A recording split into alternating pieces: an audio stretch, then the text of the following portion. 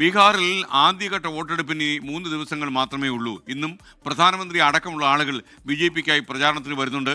മഹാസഖ്യത്തിനായി മുതിർന്ന നേതാക്കൾ മണ്ഡലങ്ങളിലെത്തും. ശ്രീനാഥ് ചന്ദ്രൻ ബീഹാറിന്റെ തലസ്ഥാനമായ പാറ്റ്നയിൽ നിന്ന് തത്സമയം ചേരുകയാണ്. പറയൂ ശ്രീനാഥ്, ഗുഡ് മോർണിംഗ്.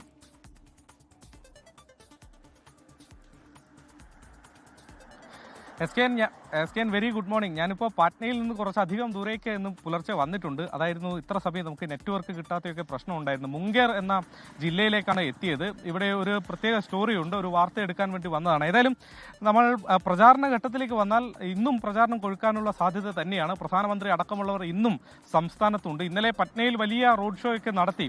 ഈ പ്രചാരണത്തിന്റെ അവസാന ലാപ്പിൽ കണ്ട പ്രത്യേകത ഓരോ ദിവസവും വിഷയങ്ങൾ മാറി മാറി വന്നു എന്നത് ശ്രദ്ധേയമാണ്. പ്രധാനമന്ത്രി നരേന്ദ്രമോദി ഇവിടെ പ്രചാരണം തുടങ്ങിയപ്പോൾ ലാലു പ്രസാദ് യാദവിന്റെ കാലത്തെ ജംഗിൾ രാജിനെ ഓർമ്മിപ്പിച്ചുകൊണ്ടായിരുന്നു അദ്ദേഹം പ്രസംഗം നടത്തിയത്. അന്നത്തെ പോലെ ഒരു ക്രമസമാധാന നില തകർന്ന രീതിയിലേക്ക് ഒരുപക്ഷെ കോൺഗ്രസും RJDയും അധികാരത്തിൽ വന്നാൽ പോകും എന്ന് അദ്ദേഹം പ്രസംഗിച്ചു. അദ്ദേഹം പ്രസംഗിച്ച് തീർന്ന അതേ ദിവസം രാത്രി തന്നെയാണ്, വൈകിട്ടാണ് ദുലാർ ചന്ദ് യാദവ് എന്ന നേതാവ്, ജൻസുരാജ് പാർട്ടി നേതാവ് കൊല്ലപ്പെടുകയും അത് മറ്റൊരു തരത്തിൽ തിരിച്ചടിയാവുകയും ഒക്കെ തന്നെ ചെയ്തത്.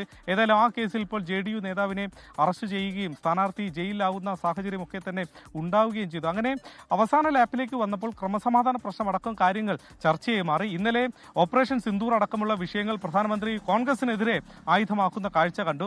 രാഹുൽ ഗാന്ധി ആവട്ടെ പ്രധാനമന്ത്രിക്ക് ട്രംപിനെയും ബിസിനസ്സുകാരെയുമാണ് പേടി എന്ന് പറഞ്ഞുകൊണ്ട് തിരിച്ചടിക്കുകയും ഒക്കെ ചെയ്തു.